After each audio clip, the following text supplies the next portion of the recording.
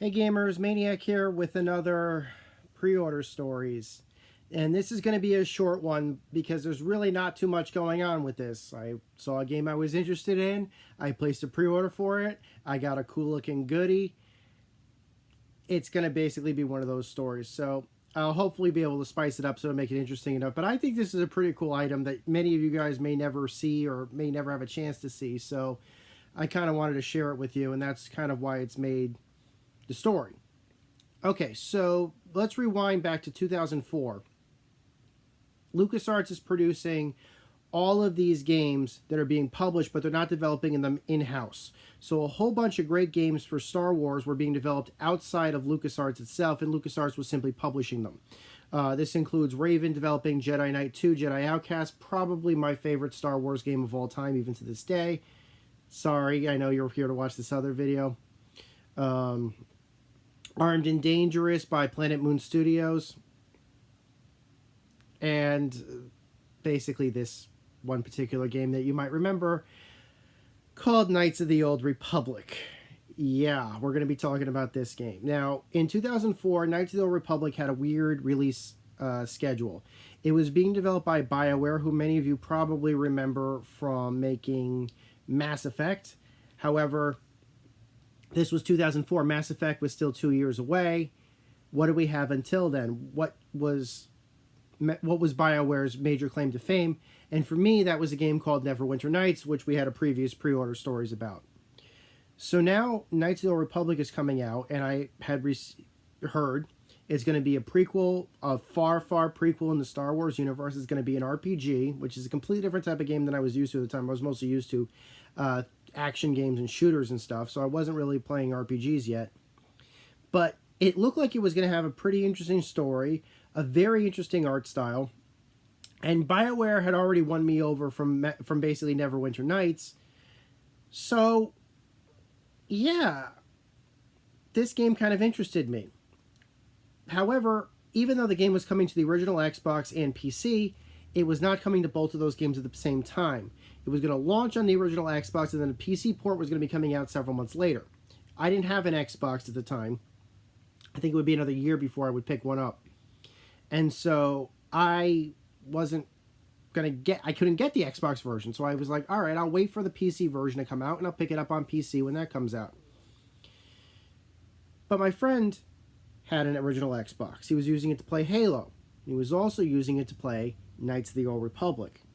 So I'm hanging out at his place. We were playing a bunch of different, original Xbox games, some of which I was enjoying, including Dead or Alive and stuff like that. Halo. And this game that I saw that he had just put in his collection called Knights of the Old Republic.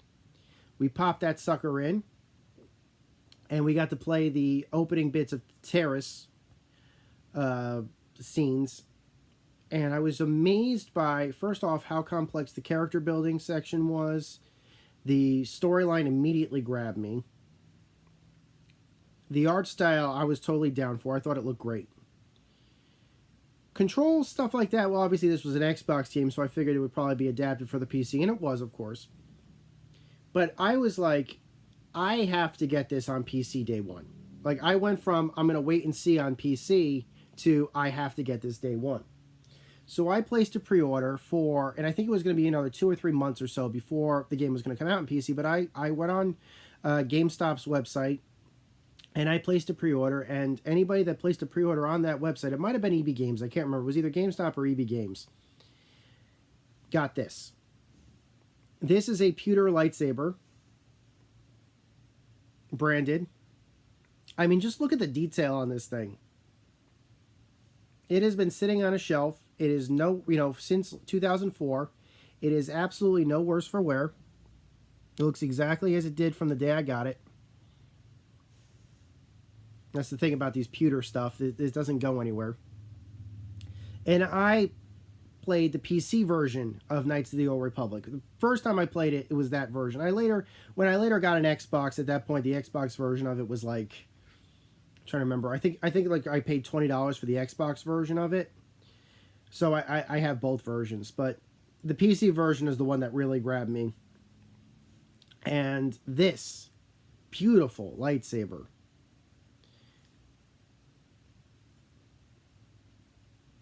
this is what you want to see. So I'm showing it. I know you guys want to see this.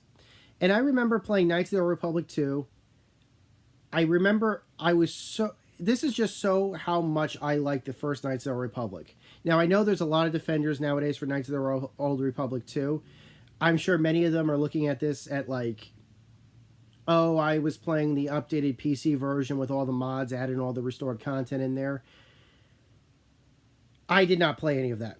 I played the original launch version of the Xbox. I pre-ordered Knights of the Republic 2 on the original Xbox. That's the version that I played. And I looked at the save games for... How do I put this? I had done the math in my head when I played Knights of the Republic 2. I got it day one. I was still in college at the time, so I was still taking classes.